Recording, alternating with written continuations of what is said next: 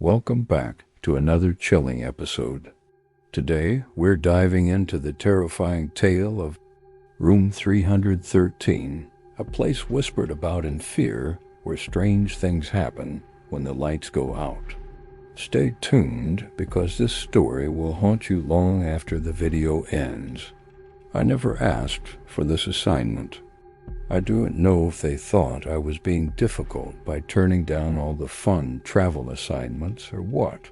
But when I got the email from my boss saying we need you in Harrogate, North Yorkshire, go to this hotel, it'll be waiting for you, well, I did what I always do and went straight to the travel lodge. I booked an Airbnb instead. But then I changed my mind and decided to go for it, see what the Harrogate had to offer. After all, it is one of the most haunted hotels in England, or at least that's what they say. As soon as I stepped inside, I felt this strange sensation like I was being watched. Then I saw it, a girl standing at the end of the hallway. The tension was just too much. I needed to get out of there, so I did. And then I heard it, a blood-curdling scream coming from the top floor.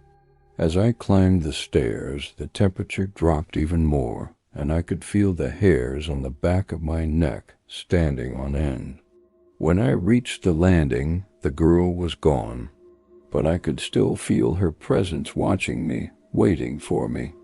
I wanted to run, but my feet felt heavy like they were anchored to the spot. That's when I saw her again, the girl in the nightgown.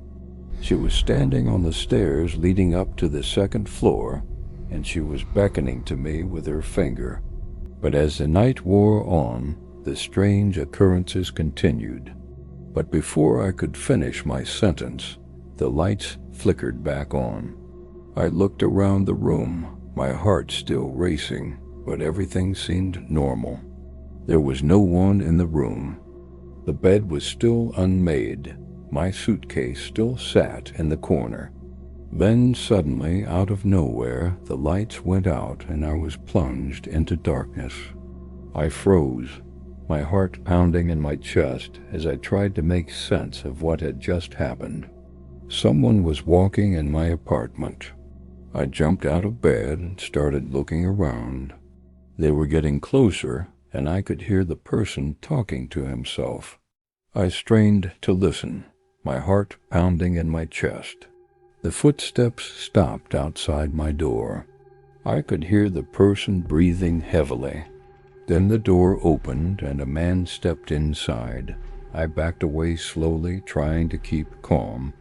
I didn't want to make a scene. But as the man approached me, I couldn't help but feel a sense of dread. I run to another room and lock it. I checked under the bed and in the closet, but there was no one there. I called out, but there was no reply. Had I been in the wrong room? Was this room really haunted? I opened the door to try to talk to him. He was muttering to himself, and I could tell that he wasn't well. He opened his mouth to speak, but all that came out was a low growl. Then he lunged at me, his eyes flashing with anger. I screamed and stumbled backwards, but there was nowhere for me to go. He was on me in an instant, his hands gripping my throat tightly. I tried to speak, but my voice caught in my throat. I couldn't believe what I was seeing. Was this the same man who had been pacing in the hallway? When I blinked again, the man was gone. I packed my things and left the hotel, only to find myself drawn back to it like a moth to a flame. I walked through the doors and into the lobby and instantly regretted it.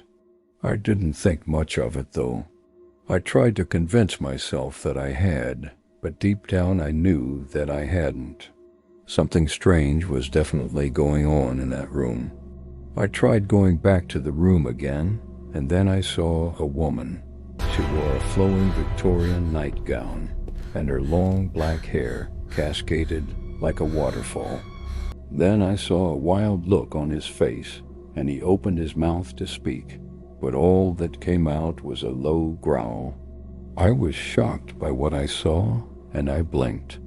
When my eyes opened, of course, there was no one there. I tried asking the hotel desk. The woman at the desk was friendly enough, but she didn't seem surprised when I told her about my experience. The woman at the desk said that the hotel's policy was to keep guest records confidential. As I drove away from the hotel, I couldn't shake the feeling that I was being watched.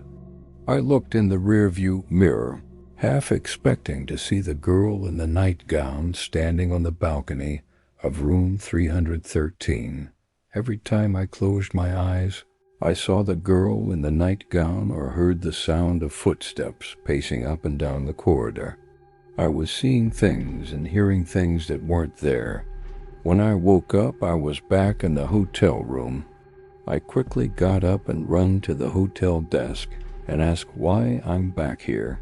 In fact, she seemed almost amused. "You stayed in the ghost room, didn't you?" she said with a knowing smile.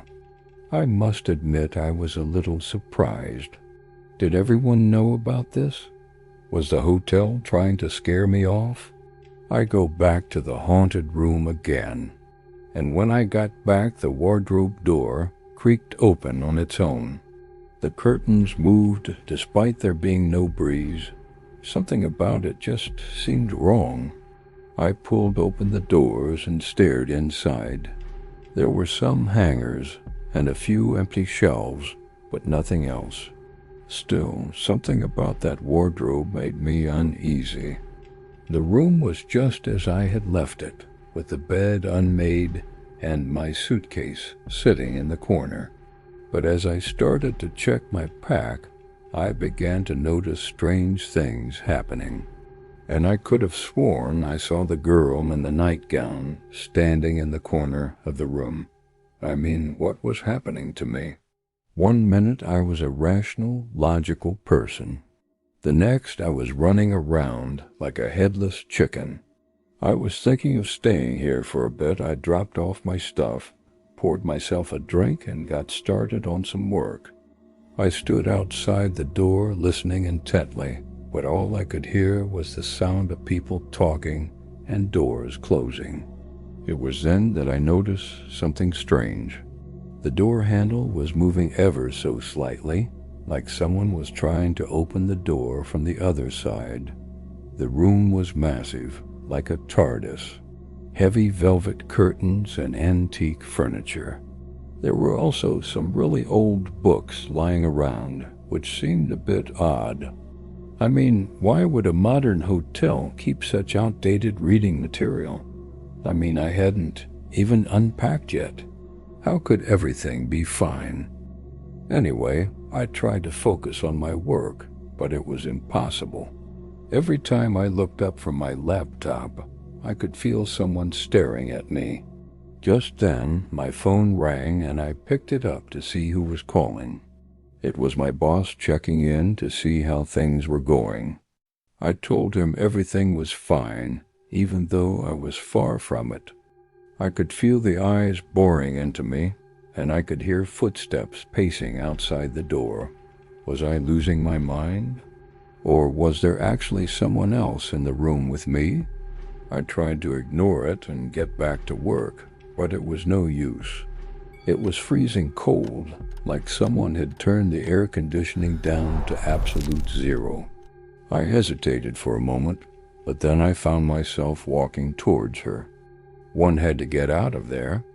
I raced back down the stairs and out of the hotel, not stopping until I reached my Airbnb. What had just happened? Had I imagined it all? But then I remembered the girl in the nightgown. Where had she gone? I tried myself going back to the hotel, but I couldn't bring myself to going back there. I tried to rationalize it, telling myself that I was just tired and my mind was playing tricks on me. I fumbled for my phone, its bright screen cutting through the darkness as I quickly dialed 911. A voice crackled through the phone and I explained my situation. but I heard a growl and quickly dropped the coal, and growl again, not on my phone, but inside the house. In the corner of the house, I saw her, the woman in the nightgown, smiling. To be honest, I can't remember much after that. Everything just went black. What do you think happened next? Drop a comment and like if you enjoyed this creepy story. Thanks for watching.